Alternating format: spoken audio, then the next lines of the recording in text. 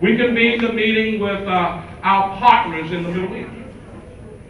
And our partners in the Middle East were NGOs and were church groups, also Jewish groups, rabbis. And so we convened that meeting. It was very interesting. It was very interesting to bring people together that we were so-called partners with and realize the so-called partners that we were with really couldn't get along with one another. Because the argument came from the Israeli side at the end that actually helped us to reinstate the original resolution was the comments that the whole group coming from the Israeli side said to this grandmother. And they said to this grandmother because she complained about the security wall. She complained about being separated from her grandchildren. She complained about being separated from being able to visit her grandchildren that were less than 5 miles away. And she said, the problem is you have the power, she said to them, and you use the power without any ethical or moral sense. Well, you got to hear the response to her. The response to her was, I'm glad we got the power so we can do to you before you do it to us. It's predicated upon fear, and insane fear. Our job is to conquer this kind of insane fear and get people to see the humanity in one another. Because we can never ever have peace in this world until we look at the personhood of somebody else. We can go and bomb Iran because we're not looking at the personhood of someone else. We've got to stand up for each other and say, yes, I am a human being, and my sister, my brother is a human being also. And just like I demand for you to respect me, you must respect him and her. We got to stand up on that kind of principle. Now, let's be clear. There is an apartheid system in Israel. No one should deny that. No one should deny that there are first-class citizens and then there are folks that are no citizens at all and are treated basically as chattel, to be ruled by the ruling parties in Israel, to be allowed to work when the ruling party wants them to work, to be allowed to have freedoms only when somebody else chooses for them to have freedom. Well, that is not freedom at all. And we got to stand up against the apartheid system in Israel, just like we stood up against the apartheid system in South Africa. There is no difference. Now, as we gather here, just as AIPAC is also gathering, we are realizing that there is an insanity with AIPAC. I don't care what anybody says, and every politician can come and kneel at their feet and try to kiss their ring, but the reality is that AIPAC continues to fuel the insanity that makes us spend billions of dollars to support war rather than to build up the infrastructure at home and put people back to work. That's what we got to deal with. You know, every politician want to talk about, oh, the deficit, we're spending all this money. Where the hell do you think that money is gone? It's gone into the war machine, and we demand that that money come back home. How does Israel ever get to the negotiating table in a legitimate posture if the United States makes sure that they continue to pay for war? If I'm engaged and I get supported to continue to be at war with you, then I'm going to continue to be at war with you because that's what my money is predicated upon. No more U.S. tax dollars for war. No more.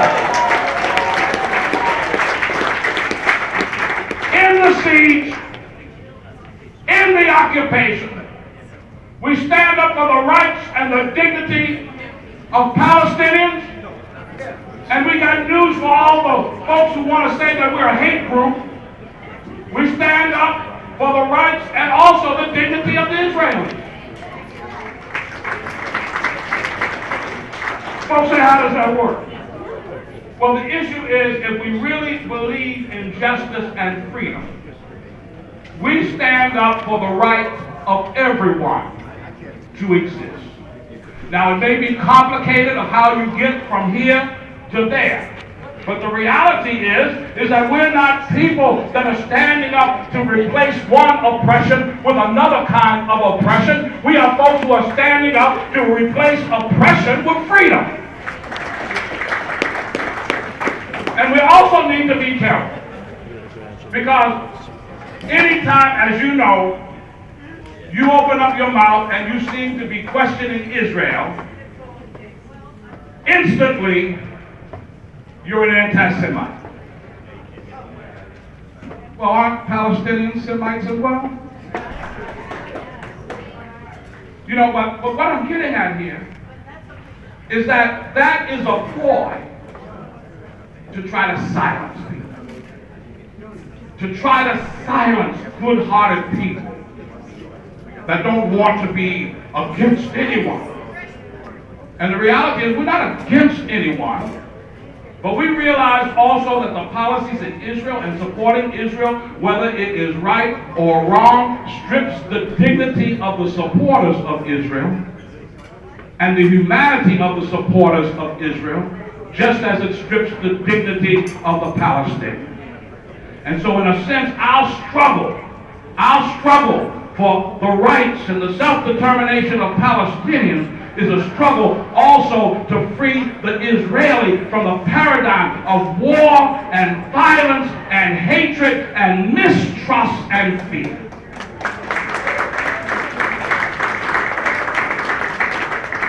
This is the only way we free the world, is to realize that we have to walk to a higher standard and preach and teach and organize towards some good news. Good news. I always use this phrase is that we're called to do good news in a bad news world. We're called to do good news in this bad news world. To stand up. Nobody recognizes it. It's just like somebody can write a $5 million check to Newt Gingrich, and all of a sudden Newt Gingrich stand up and say something absolutely preposterous and ignorant out of his mouth. I guess the boy he's brilliant, but he's brilliant in an ignorant kind of way. Amen? And they're all going to be running to try to get the support of AIPAC. But I got news for you. AIPAC is a dinosaur. There are all kinds of Jewish organizations that understand and see and visualize the immorality of the occupation and the immorality of supporting Israel, right or wrong. You know, this is the old paradigm. When folks used to come when I was in seminary and we were dealing with South Africa, and there was also, y'all do remember this name, Idi Amin, right? And then folks would come and say, well, what do you think about Idi Amin then?